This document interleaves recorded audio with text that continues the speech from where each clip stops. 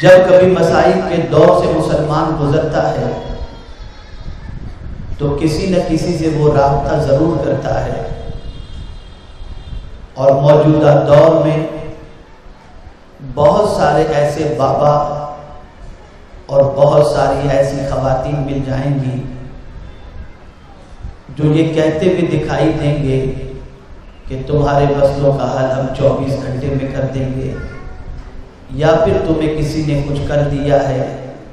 یا تمہارے ساتھ کسی نہ کسی قسم کا کوئی معاملہ ہے۔ مرتا کیا نہیں کرتا کی صورت میں خواتین بھروسہ کر کے علاج و معالجے کی طرف بڑھتی ہیں، اور پھر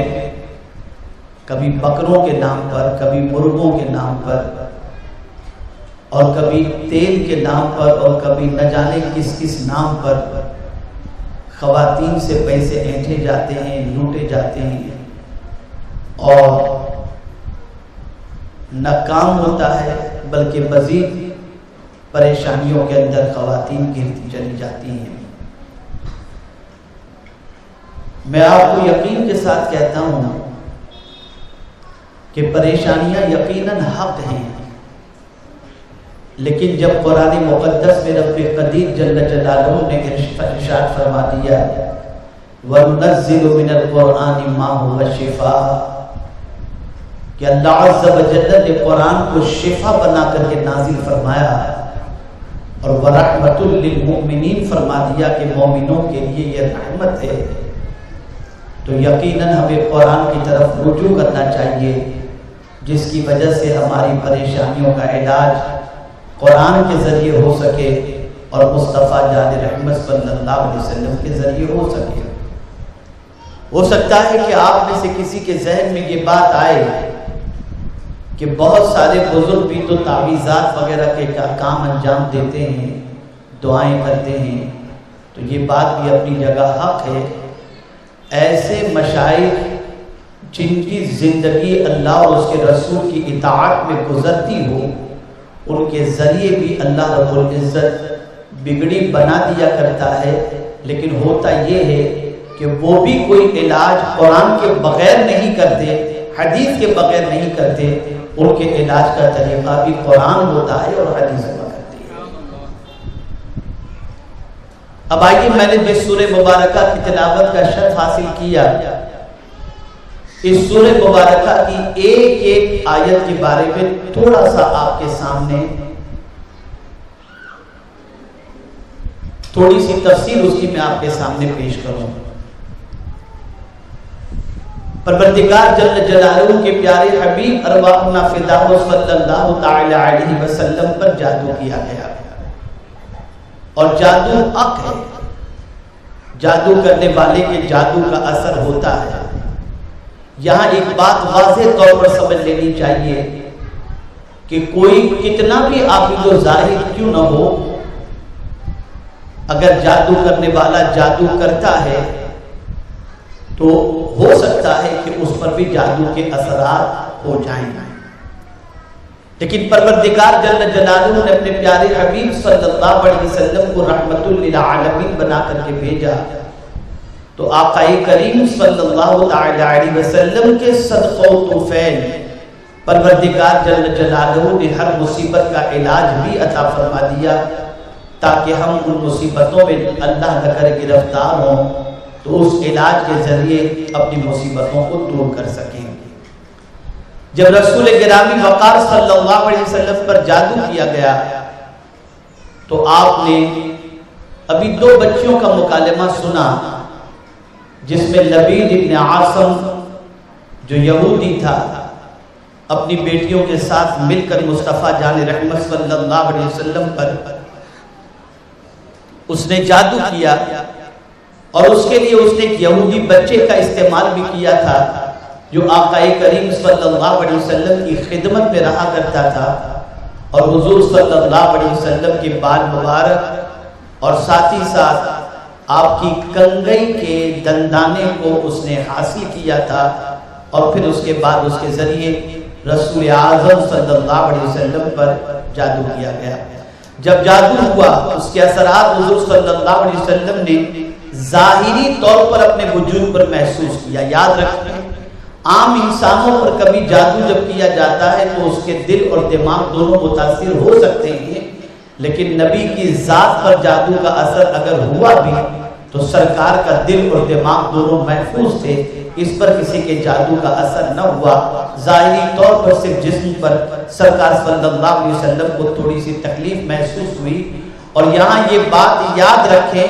کہ اللہ عز و جل نے جبریل امین علیہ الصلوۃ والتسلیم کے ذریعے ایک ساتھ میں 2 سورتیں نازل فرمائیں، اور وہ دونوں سورتیں کون سی تھی؟ سورہ فلق اور سورہ ناس، اور دونوں کے اندر ملا کر 11 آیتیں ہیں. اور آپ نے سنا بھی کہ سرکار صلی اللہ علیہ وسلم پر جو جادو کیا گیا تھا اس میں 11 گرہیں لگائی گئی تھی. جیسے جیسے آیات نازل ہوتی گئیں اور اسے پڑھنا شروع کیا گیا تو ہر آیت پر ایک گرہ کھلتی چلی گئی، اور جیسے سورہ ناس مکمل ہوئی 11 کی 11 گرہیں کھل گئیں. یہ 11 آیتیں جادو کے علاج کے لیے سب سے مفید اور سب سے مؤثر ہیں، اور پروردگار نے اپنے محبوب کے صدقے میں اپنے محبوب کی امت کے لیے یہ عظیم تحفہ عطا فرمایا ہے. اب اس سورہ مبارکہ کا تھوڑا سا ترجمہ آپ سماعت فرما لیں. اللہ عز و جل نے اپنے محبوب صلی اللہ علیہ وسلم سے فرمایا قل، آپ عرض کریں اعوذ برب الفلق،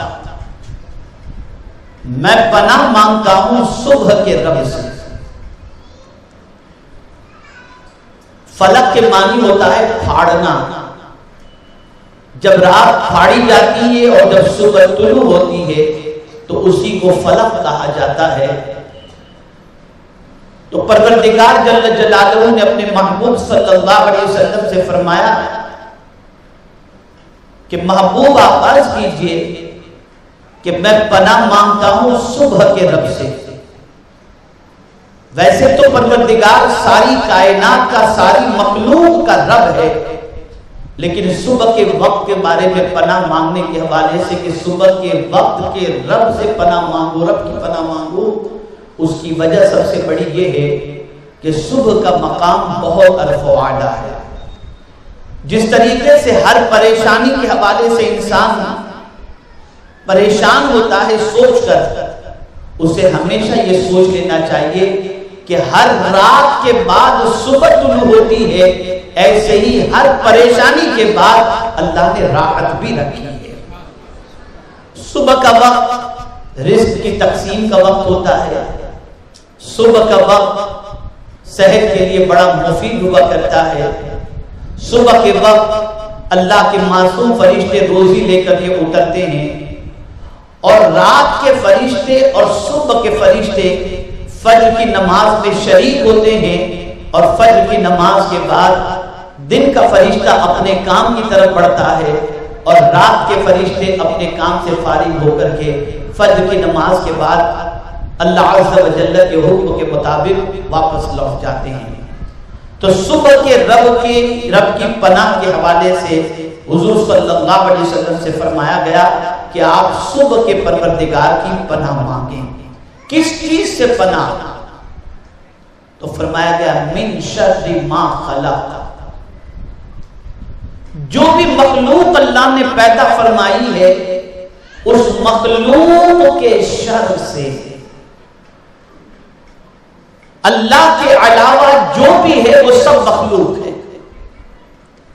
تو مخلوق کے شر سے پناہ مانگنے کے حوالے سے رب نے فرمایا. کبھی کبھی ایسا ہوتا ہے کہ بہت ساری مخلوق مفید بھی ہوتی ہے، لیکن کبھی وہ مفید چیز بھی مضر ہو جایا کرتی ہے، نقصان دہ ہو جاتی ہے. مثال کے طور پر میں آپ کو بتاؤں، پانی مخلوق کے اندر ہے، پانی نہ برسے تو انسان کہے سالی کا شکار ہو جائے، بغیر پانی کے انسان کا جینا مشکل ہو جائے. لیکن اگر یہی پانی اتنا برس جائے کہ جس کی وجہ سے سیلاب کی شکل اختیار کر لے اور جس کی وجہ سے باڑھ کی شکل اختیار کر لے اور جس کی وجہ سے گلی نالے کوچے سب بھر جائیں، تو اب یہ چیز تکلیف دہ ہو گئی۔ پانی نعمت ضرور ہے، لیکن اگر یہ حد سے زیادہ گر جائے تو یہی نعمت زحمت بن جاتی ہے۔ تو پروردگار نے اپنے محبوب صلی اللہ علیہ وسلم سے فرمایا کہ مخلوق کے شر سے، یعنی جتنی بھی مخلوق اللہ نے پیدا فرمائی ہے، ان ساری مخلوق کے شر سے اللہ کی پناہ مانگو۔ اولاد بھی اللہ کی نعمت ہے، لیکن کبھی یہ اولاد اگر باقی ہو جائے تو یہی اولاد ہمارے لیے تکلیف پہنچانے والی بن جاتی ہے۔ دولت بہت زیادہ ضرورت کی چیز ہوتی ہے، لیکن اگر یہی دولت ہمارے لیے مصیبت بن جائے کہ ہماری جان کا خطرہ ہونے لگ جائے تو یہی دولت ہمارے لیے تکلیف دہ ہو جاتی ہے۔ تو پناہ مانگنی ہے اللہ عز و جل کی، لیکن کس چیز سے؟ مخلوق کے شر سے۔ اسی لیے رسول اعظم صلی اللہ علیہ وسلم کی بارگاہ کے اندر جب کوئی پریشان حال آتا کہ فلاں مجھے ستا رہا ہے، فلاں مجھے تکلیف پہنچا رہا ہے، یا فلاں تکلیف کے اندر میں گرفتار ہوں، تو میرے آقا صلی اللہ علیہ وسلم انہیں سورہ فلق و سورہ ناس پڑھنے کی تعلیم دیتے، جس کی وجہ سے اللہ انہیں ہر تکلیف سے نجات عطا فرما دیا کرتا۔ تو سورہ فلق و سورہ ناس صرف جادو کی پریشانیوں کا حل نہیں، بلکہ ہر پریشانی کا حل ہے، لیکن خاص طور پر جادو سے پریشانی کا حل اللہ نے اس میں رکھا ہے۔ آگے فرمایا گیا وَمِن شَرِّ غَاسِقٍ إِذَا وَقَبَ، اور اندھیری کے ڈر سے جب وہ ڈوبے، اس کے متعلق فرمایا گیا ام المؤمنین حضرت عائشہ صدیقہ رضی اللہ تعالی عنہ نے آقا کریم صلی اللہ علیہ وسلم سے جب اس کے بارے میں دریافت فرمایا تو رسول اعظم صلی اللہ علیہ وسلم نے فرمایا جب چاند کی آخری تاریخیں ہوتی ہیں اور چاند جب اپنے آخری دور سے گزرتا ہے، اس وقت ایسا ہوتا ہے کہ جادو کرنے والیاں یا جادو کرنے والے اسی وقت جو ہے وہ جادو کیا کرتے ہیں۔ اس لیے اللہ کی بارگاہ میں ان راتوں سے پناہ مانگو جو تاریک راتیں ہیں۔ یاد رکھیں میرے پیارے آقا صلی اللہ علیہ وسلم کے پیارے دیوانوں اور خواتین اسلام، زیادہ تر جادو کا اثر چاند کے مہینے کے اعتبار سے چاند کی آخری جو تاریخیں ہوتی ہیں جس میں رات ایک دم گہری ہوتی ہے، ایک دم تاریک ہوتی ہے، اسی وقت جادو کرنے والے جادو کرتے ہیں اور اس کے اثرات جس پر جادو کیا جائے اس پر زیادہ ہوا کرتے ہیں۔ تو اللہ عز و جل کے پیارے حبیب صلی اللہ علیہ وسلم کے ذریعے اس وقت کی بھی اور اس ساعت کے حوالے سے اور اس رات کے حوالے سے بھی پناہ مانگنے کا رب قدیر جل جلالہ نے حکم عطا فرمایا اور حضور صلی اللہ علیہ وسلم پر یہ آیہ کریمہ نازل فرمائی۔ پھر آگے فرمایا وَمِن شَرِّ النَّفَّاثَاتِ فِي الْعُقَدِ، اور ان عورتوں کے شر سے اللہ کی پناہ مانگو جو گرہیں ڈالتی ہیں۔ سوال یہ پیدا ہوتا ہے کہ کیا جادو مرد کرتے ہیں یا عورت؟ تو یہ آیہ کریمہ بتاتی ہے کہ زیادہ تر جادو کرنے والی خواتین ہوتی ہیں، زیادہ تر۔ اور جادو کا ایک طریقہ یہ ہوتا ہے کہ وہ گرہیں لگاتی ہیں، دھاگوں میں گرہیں لگاتی ہیں، کسی اور چیز میں گرہیں لگاتی ہیں۔ تو سرکار صلی اللہ علیہ وسلم سے فرمایا گیا ان عورتوں کے شر سے پناہ مانگو جو گرہ لگاتی ہیں۔ تو اے خواتین اسلام، اس بات کو اچھی طریقے سے ذہن میں رکھیں کہ پروردگار جل جلالہ کے پیارے حبیب صلی اللہ علیہ وسلم کے ذریعے ایسی خواتین کے شر سے پناہ مانگنے کا رب نے حکم عطا فرمایا، اور پروردگار جل جلالہ ایسی عورتوں کے شر سے پوری دنیا کے انسانوں کو اور خاص طور پر مسلمانوں کو اپنی پناہ عطا فرمائے۔ اب جو آخری بات ہے اسے بھی سمجھنا بہت ضروری ہے، اور میں یہ سمجھتا ہوں کہ بہت ساری مسلم عورتیں جادو کرنے کرانے سے تو بچتی ہیں، لیکن آخری بات جو حضور صلی اللہ علیہ وسلم پر قرآن مقدس میں اللہ عز و جل نے نازل فرمائی، اس میں ہماری قوم کی 90% عورتیں کم از کم میں کہہ سکتا ہوں کہ گرفتار ہیں۔ اور وہ کون سی چیز ہے؟ جو قرآن کہتا ہے وَمِن شَرِّ حَاسِدٍ إِذَا حَسَدَ۔ اور اے میرے محبوب صلی اللہ علیہ وسلم، اللہ کی پناہ مانگو، جب شر کرنے والے شر کریں تو ان کے شر، ان کے حسد کریں تو ان کے حسد سے جب وہ حسد کریں اللہ کی پناہ مانگو۔ یاد رکھیں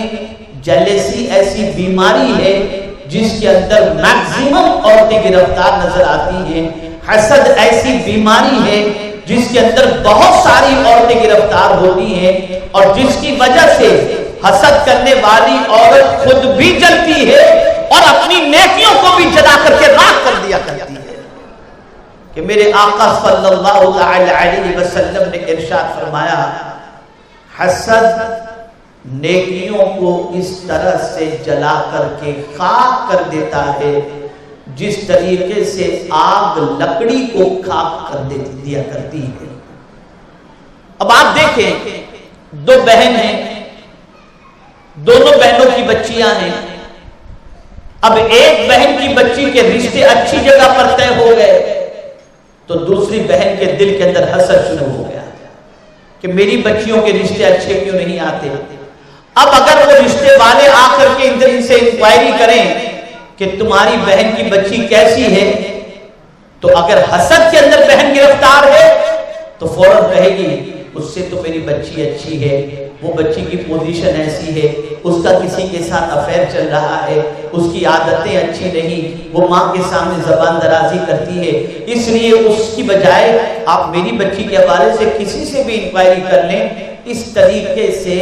ایک بہن اپنے بہن کی بچی کے اچھے رشتے کی وجہ سے حسد کی آگ میں جلتے ہوئے اپنی بہن کی